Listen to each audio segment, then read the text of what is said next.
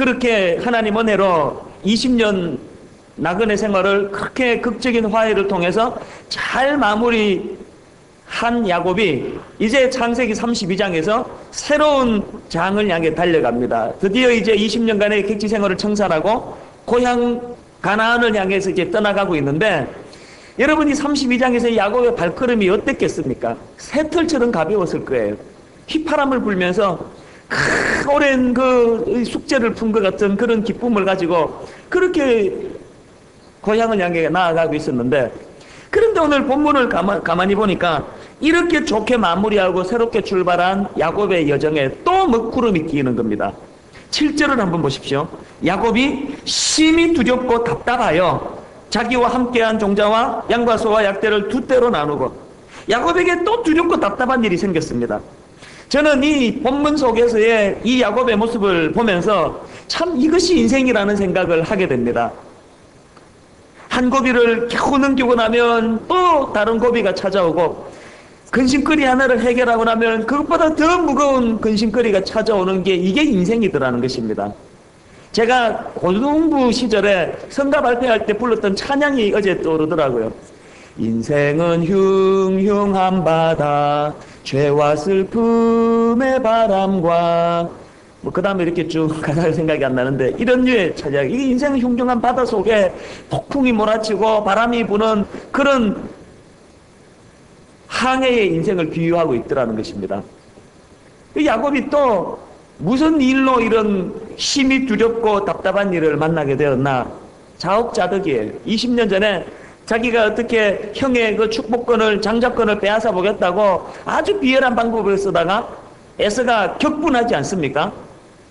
도저히 집에 있을 수가 없는 상황이 돼서 야곱이 잠깐 피해 있자 하는 마음으로 도망을 갔는데 20년이 걸렸습니다.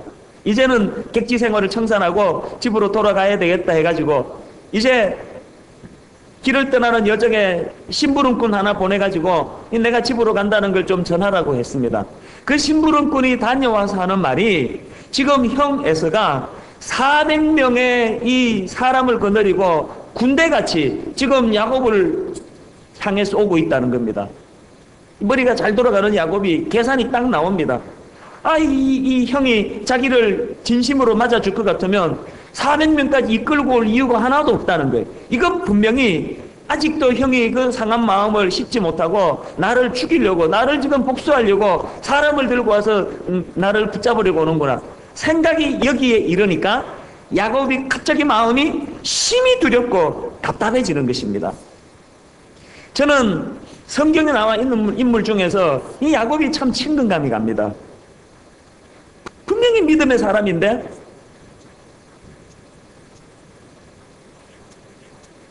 남을 속이고 남에게 상처 주고 문제를 일으키고, 그래서 안 해도 되는 이런 고생을 돌아가면서 하고, 이게 야곱의 모습 같아요. 다음에 언제 살펴보게 될 야곱의 아들 요셉, 참 귀하긴 한데 이렇게 썩 그 정이 가는 사람은 아니에요. 요셉은 예수 그리스도를 예표하는 완벽한 사람이거든요. 우리는 요셉보다는 야곱에 가까운 사람들이니까요. 그러니까 야곱을 보면은 참 한심하기도 하고 또 인간적인 약점도 많고 문제도 많은데, 그러나 그럼에도 불구하고 오늘 이 어려운 상황을 맞을 때 야곱이 그 문제를 처리하는 방식을 가만히 보면 역시 야곱이 하나님의 사람이라는 사실을 느끼게 만들어준다는 겁니다. 지금 야곱이 그 두렵고 답답한 상황을 맞아서 이것을 어떻게 풀어나갑니까? 7절 8절에 보니까 야곱이 심히 두렵고 답답하여 자기와 함께한 종자와 양과 소와 약대를 두 떼로 나누고 가로되 에서가 와서 한 떼를 치면 남은 한 떼는 피하리라 하고, 이렇게 야곱이 인간적인 조치를 취한 다음에, 그리고 9절에서 보니까 야곱이 또 가로되 나의 조부 아브라함의 하나님, 나의 아버지 이삭의 하나님 여호와여, 이렇게 시작하는 간절한 기도를 하나님께 드리고 있더라는 것입니다. 얼마나 그 기도가 간절했던지 무려 9절부터 12절까지에 걸쳐서 야곱의 기도가 거기에 담겨져 있습니다. 위기를 만나니까 야곱이 기도하더라는 것입니다. 저는 이렇게 생각합니다. 우리 교회 공동체라는 이 공동체 구성원이 말입니다, 저는 유난히 성격이 좋은 사람들이 모인 공동체라고 생각하지 않습니다. 의외로 성질 더러운 사람 많아요, 교회 다니는 사람 중에. 저는 이 교회 공동체가 유난히 이쁘고 잘생긴 사람만으로 구성됐다고 생각하지 않습니다. 저는 교회 공동체가, 이 말은 또 좀 비참하긴 하지만 세상의 어떤 다른 공동체보다 더 도덕적이고 더 윤리적인 게 우리 공동체를 규정 짓는다고도 생각하지 않습니다. 우리는 야곱과 같이 이 장교가 많은 사람들이에요. 그러면 교회의 교회되면 교회 공동체의 본질은 뭘로 세상 공동체와 구분 지을 수 있는가? 기도하는 공동체라는 사실입니다. 세상 사람들이 절대로 위기를 만나도 하지 않는 것, 야곱이 하는 것, 그게 기도입니다. 여러분, 위기를 만날 때 우리는 그저 자기의 꾀와 자기의 수단을 의지해서 100% 그렇게 처리하고 살아가는지, 한편 인간적인 노력과 몸부림도 하지만 또 다른 한편으로 전능하신 하나님 앞에 나와서 기도하고 무릎 꿇는가, 이것이 우리의 신앙인으로서의 아이덴티티를 말해준다고 저는 생각을 합니다. 저는 기도와 관련해가지고 빌립보서 4장 6절 말씀을 참 좋아합니다. 아무것도 염려하지 말고 오직 모든 일에 기도와 간구로 너희 구할 것을 감사함으로 하나님께 아뢰라. 저는 빌립보서 4장 6절이 제 삶의 지침으로 여길 때가 종종 있습니다. 저와 여러분의 인생 앞에는 두 갈래 길이 놓여 있습니다. 저와 여러분의 인생 앞길에는 날마다 둘 중에 하나를 선택해야 됩니다. 한 갈래 길, 죽을 때까지 염려하고 사시든지, 야곱처럼 창세기 28장 해결되면 29장 오고, 29장 해결되면 30장 오고, 31장에서 어려운 문제가 해결되면 32장에서 또 답답하고 두려운 게, 이게 인생길이라면 죽을 때까지 옷만 갈아입고 늘 염려와 근심 속에 사시든지, 그거 싫으시면 기도하시든지, 아무 염려하지 말고 하나님께 감사함으로 간구하라고 말씀하시는 그 말씀에 순종하시든지, 저는 여러분들이 하나님 앞에서 이 반동면을 받아 쓰는 신앙이 되시기를 바랍니다. 야곱처럼 답답한 일이 있을 때 하나님께 아뢰는 은혜가 있어야 된다는 겁니다. 오늘 본문에 나오는 이 야곱의 기도를 분석해 보면은 그 내용이 참 아름답습니다. 첫 번째로 야곱은요, 어떤 기도를 드립니까? 기도의 문을 이렇게 엽니다. 하나님의 약속의 말씀을 근거하여 기도의 문을 열기 시작한다는 겁니다. 9절 후반절에요. 주께서 전에 내게 명하시기를 내 고향, 내 족속에게로 돌아가라. 내가 내게 은혜를 베풀리라 하셨나이다. 표준 세번역에 보니까 고향 친족에게로 돌아가면 은혜를 베푸시겠다고 저에게 약속하신 주님. 야곱이 기도의 문을 그렇게 엽니다. 하나님의 약속을 붙들고 기도하는 거예요. 자식 키워본 아버지, 어머니 다 아실 거예요. 애가 뭐 맛있는 거 사달라, 장난감 사달라 뗐을 때 아버지를 꼼짝 못하게 만드는 한마디가 아빠 약속했잖아요. 아빠 거짓말장이에요. 우리 집 애들이 가끔씩 그렇게 저에게 협박을 해요. 지난주에는요, 7살 먹은 막내 놈에게 엄청난 협박을 받았습니다. 아, 이놈이 뜬금없이 저에게 이제 뭘 자기 생각에 이제 내가 약속을 안 지켰다 생각했나 봐요. 갑자기 막 화를 내면서 저한테 오더니 아빠 목사 맞아! 그런 충격을 받았잖아요. 7살이죠, 7살. 이놈이 한 6개월 전에는 초등학교 가면은 자기가 교회를 옮기겠다 그래가지고 저를 놀라게 하더니 엘리베이터 없는 교회는 자기 못 다니겠다고 4층까지. 지난주에는 저보고 아빠 목사 맞느냐고 그래가지고 깜짝 놀랐습니다. 그래가지고 그날 뭐 납작 엎드려가지고 시키는 대로 다 했습니다. 7살 먹은 애가 저를 목사로 인정 안 하면 어떡하겠습니까? 걔가 나이가 어리니까 그 버르장머리 없이 표현했지만 저는 그 아이의 모습이 기도의 표본이라고 생각합니다. 하나님의 하나님 대신 하나님의 존귀하신 이름을 걸고 하는 기도예요. 하나님의 약속을 가지고 기도하는 거예요. 하나님, 성경에 이런 하나님의 약속을 주셨는데 내가 오늘도 이 약속의 근거에서 하나님께 기도드립니다. 이 기도의 좋은 샘플이에요. 그러니까요, 모태신앙 10수년 교회를 다니면서 성경이 뭔지 모르고 성경 축구도 안 읽고 하나님의 약속이 뭔지를 모르는 분들은 정말로 안타까운 분들이에요. 약속하신 게 뭔지를 모르니까 뭐 때를 쓸 수가 없잖아요. 성경 좀 읽으시기를 바랍니다. 성경 읽으면 주옥 같은 하나님의 약속이 담겨 있어요. 그거 딱 붙들고 기도하시는 거예요. 하나님 앞에 하나님을 그냥 자식이 아버지한테 때를 쓰는 것처럼 아빠, 성경에 이렇게 말씀하셨죠? 꼼짝 못 하시겠죠? 내 기도 들어주실 줄 믿습니다. 이런 확신을 가진 기도가 필요하다는 것입니다. 그리고 두 번째로 야곱이 어떻게 기도하나?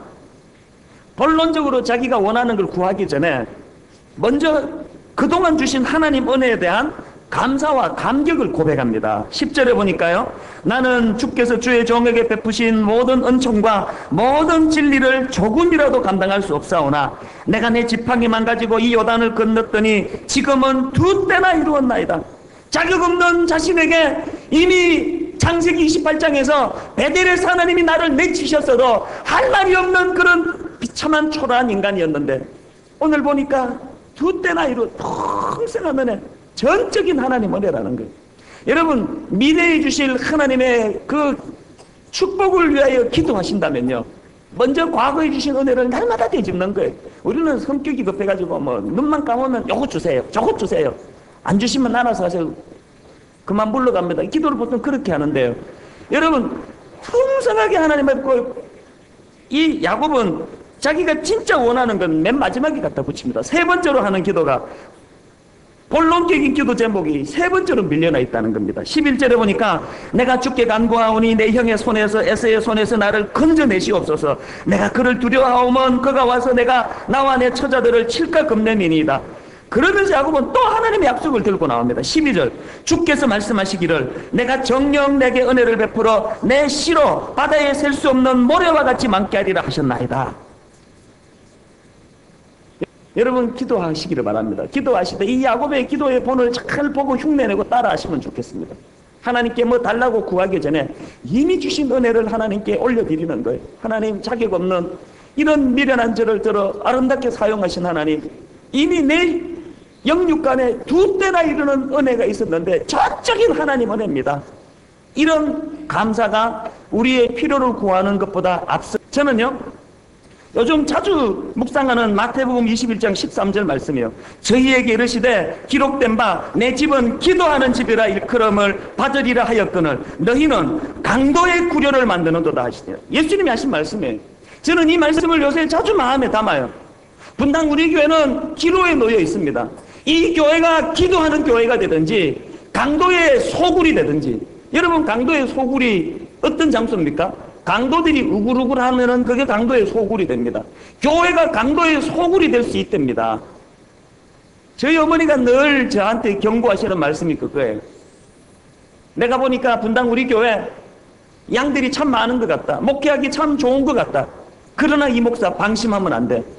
성도들은 은혜를 공급받으면 순한 양이 되는데 은혜 공급받지 못하면 이리로 변해, 늑대가 돼. 항상 조심해야 돼. 저희 어머니가 늘 하시는 말씀이에요. 저는 오늘 그 말씀을 이렇게 살짝 적용해 봅니다. 여러분, 하나님 앞에 무릎 꿇고 기도하고 분당 우리 교회가 기도하는 교회로 변하면 교회가 순한 양이 모인 교회가 됩니다. 기도하지 않으면 강도의 구렬이 됩니다. 실제로 여러분, 예전 교회에서 교회가 깨지고 찢겨지는 아픔을 경험하신 분 아실 거예요. 제가 이번에 미국 집회 가니까요, 교회가 한번 갈라진 경험이 있는 그 교회에서 말씀을 하시는데 성도들이 한번 헷가닥하니까요, 충격을 받더라고요. 저분이 과연 그때 그분이 맞느냐는 거예요. 서로 멱살잡이하고 강단에서 끌어내리고 이런 무서운 모습으로 바뀌어지더라는 것입니다. 분당 우리 교회 그렇게 되지 말라는 법이 없습니다. 분당 우리 교회가 그런 무서운 강도의 구렬이 되지 않도록 막기 위해서 어떻게 한다고요? 기도하는 집으로 만들어야 됩니다. 교회가 철저히 기도하고 기도를 장려하고 기도하기를 힘쓰면은 이 교회는 순한 양들이 노니는 목장이 될 줄로 믿습니다. 여러분, 기도하는 일에 마음을 써주시기를 부탁을 드립니다. 그런데요, 기도를 강조하는 것도 필요하고 야곱의 이 기도하는 모습이 너무나 아름답지만, 그러나 진짜 중요한 건 지금부터예요. 본문에 등장하는 야곱의 기도도 귀하고 아름답지만 정말 귀하고 아름다운 것은 야곱을 인도하시는 하나님의 손길이라는 사실입니다. 우리 본문 1절 2절을 다시 한번 읽어보시기를 바랍니다. 1절 2절 우리 한 목소리로 같이 읽습니다. 야곱이 그 길을 진행하더니 하나님의 사자들이 그를 만난지라. 야곱이 그들을 볼 때에 이르기를 이는 하나님의 군대라 하고 그 땅 이름을 마하나임이라 하였더라. 여러분, 저는 이 짧은 구절 안에서 얼마나 감동을 받는지 모릅니다. 왜 감동을 받을까요? 여러분, 이 짧은 1절 1절에서 뭐가 느껴지세요? 뭐가 느껴지세요? 위기를 만난 야곱이 하나님께 구하기 전에 하나님께 무릎 꿇기 전에 이미 앞서 일하시는 하나님이 발견되잖아요. 400명의 군대를 이끌고 자기를 잡으러 오는 것 같은 위기를 경험하는 것은 이 1절, 2절 다음의 일이에요. 그가 본격적으로 무릎 꿇고 하나님께 기도하기 시작하는 건 9절부터예요. 구하기 전에 일하시는 하나님이에요. 얼마나 은혜가 되는지요. 물론 여러분, 위기를 만날 때 우리가 기도해야 돼요. 우리가 기도해야 응답받는 많은 것들이 있는 게 사실이에요. 그러나 우리가 힘써 구해 기도해야 될 필요가 있지만, 그러나 긍휼에 풍성하신 하나님은 우리가 구하지 않아도 채워주신다는 거예요. 좋으신 하나님. 구약에요, 기도라는 통로를 통해서 내가 너희들의 복을 주시겠다, 하나님이 그런 원칙을 세워주셨는데, 하나님이 만약에 저같이 고지식하기 그지없는 융통성 없는 그런 율법주의자 같은 하나님이셨다면 우리 오늘 다 죽었어요. 다 굶어 죽었을 거예요. 하나님이 그렇게 융통성 없이 고지식하게 너희들 내 말한 대로 기도 안 했지, 굶어 죽어라, 그냥 그렇게 취급하지 아니하시고, 긍휼에 풍성하신 하나님이 미련해서 기도하지 않아도, 미련해서 마땅히 빌바를 알지 못해서 엉뚱한 거 구하고 있어도 이미 앞장서서 하나님이 복을 내려주시고 인도해 주시더라는 것입니다. 우리 앞서 행하시는 하나님이에요. 사실 우리 참 나쁜 사람들이에요. 이 하나님의 좋으신 성품을 얼마나 나쁘게 이용합니까? 뭐 기도 안 해도 다 주던데, 뭐 언제는 뭐 기도해서 받았나? 알아서 다 주시던데. 우리 이런 하나님을 이용하는 나쁜 태도는 고쳐야 됩니다. 저는 우리 앞서 행하시는 이 하나님의 모습을 보면서 얼마나 은혜를 받는지요. 그런데 여기서 참 중요한 것은요, 야곱이 그 하나님이 사자들을 보내신 것을 보고 그가 뭐라고 이름을 짓습니까? 2절 하반절에 보니까 이는 하나님의 군대라 하고 그 땅 이름을 마하나임이라 하였더라. 이 야곱이 이름 지은 마하나임이라는 이름 속에는 두 가지 중요한 의미가 담겨져 있습니다. 첫째로는요, 보호하시는 하나님이십니다. 마하나임이라는 이름은 이런 뜻을 가지고 있습니다. 두 개의 진영, 또 두 개의 부대, 이런 뜻을 가지고 있습니다. 야곱 1절에서 뭘 받길래 이름을 마하나임, 두 개의 진영, 두 개의 부대라고 이름 지었을까요? 어떤 학자들은 그 마하나임이 야곱의 일행을 앞뒤로 보호하고 이끌어 나갔다, 이렇게 말하기도 하고, 좌우에서 그들을 행렬을 인도하고 나갔다, 이렇게 말하기도 합니다. 어느 게 옳은지 몰라요. 그리고 알 필요도 없어요. 한 가지 확실한 거, 인도하고 보호해 주시는 하나님이에요. 그들을 이끌고 계시는 하나님. 이 마하나임 하나님은 야곱이 20년 동안 경험하던 하나님이에요. 우리 지난주 기억나시죠?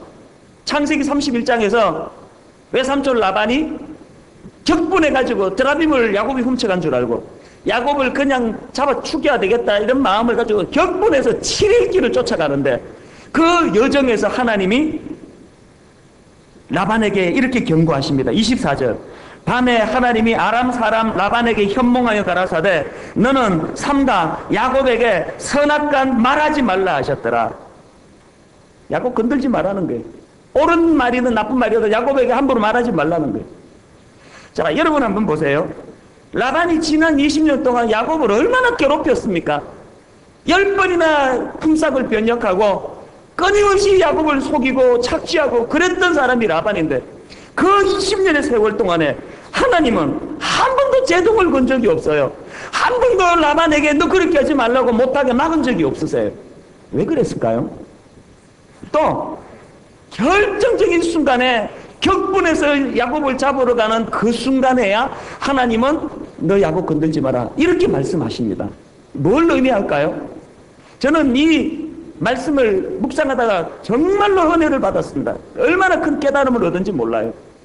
하나님이 라반이 20년 동안 야곱을 그렇게 괴롭히는데 왜 제동을 걸지 않았을까요? 그게 야곱에게 필요하기 때문에 그렇습니다.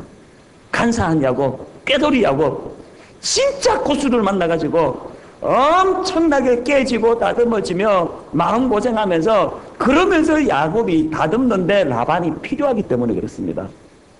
하나님께서 필요하시면 묵인하세요. 여러분 회사에서 여러분을 괴롭히는 박 과장님, 하나님이 여러분을 위하여 보내신 도구랍니다. 여러분을 유난히 괴롭히는 김 계장이 그런 분이랍니다. 매일 회사 가시자마자 뜬금없이 이렇게 인사하세요. 김 계장님 하나님 보내신 분이셨군요. 이렇게 이야기하세요. 기분 좋아할 거예요. 또 제가 이 본문에서 깨달은 게 뭐냐, 죽을 것 같잖아요. 괴롭힘 당하면은 그냥 이거 완전히 죽을 것 같은데 안 죽습니다. 뭘 보고 아는가? 죽을 것 같으면 하나님이 개입하세요. 너 야곱 건들지 마. 안 죽을 것 같으니까 주는 거예요. 엄살 피우지 마시고 더 애써서 더 버티셔야 돼요. 그래서 다듬어져 가는 것입니다. 하나님의 보호하심. 두 번째로 마하나임의 뜻이 담고 있는 의미가 이겁니다. 현실 도피하지 못하도록 이끄시는 하나님. 두 진영으로 야곱을 보호하는 것은 그를 보호하고 계시는 하나님이라는 뜻도 되지만 현실 도피하지 못하도록 막으시는 하나님이라는 겁니다. 자, 여러분 한번 본문의 상황을 보세요. 지금 이 야곱의 이 창세기 32장의 상황이요, 20년 전하고 너무너무 똑같은 상황이에요. 20년 전에 또 형 에서가 격분해가지고 야곱을 향하여 덤벼들던 그런 상황 아니었습니까? 20년 전에도 똑같이 야곱이 두려워 떨고 있었지 않습니까? 상황이 너무 똑같아요. 20년 전에도 베델에서 야곱을 만나주셨는데 오늘 본문에 보니까 마하나임 하나님이 그를 또 만나주셨어요. 모든 상황이 20년 전하고 똑같은 축소판인데 결정적인 한 가지가 다릅니다. 뭐가 다를까요? 20년 전에는 야곱이 도망가 버렸습니다. 현실 도피했습니다. 오늘 본문에서 야곱은요, 아무리 어려워도 아무리 현실이 고통스러워도 도망가지 않습니다. 말머리를 돌려라, 형 에서를 피해가지고 딴 데로 돌아가자, 그렇게 하지 않아요. 아무리 두려웠더라도. 왜 그랬을까요? 야곱이 왜 그랬을까요? 대답은 간단합니다. 마하나임 군대, 야곱의 양진영, 그게 앞인지 좌우인지는 모르지만 그가 후퇴하지 않도록, 그가 현실 도피하지 않도록 하나님이 그를 몰고 가고 계시다는 사실입니다. 사랑하는 여러분, 저나 여러분이나 우리 이 땅에서 초라하게 살지 말자고요. 여러분, 우리 이 땅에서 조그마한 난관이 온다고 날마다 뒤돌아서고 날마다 현실 도피하고 우리 이렇게 살지 말자고요. 그럼 우리 초라해져요.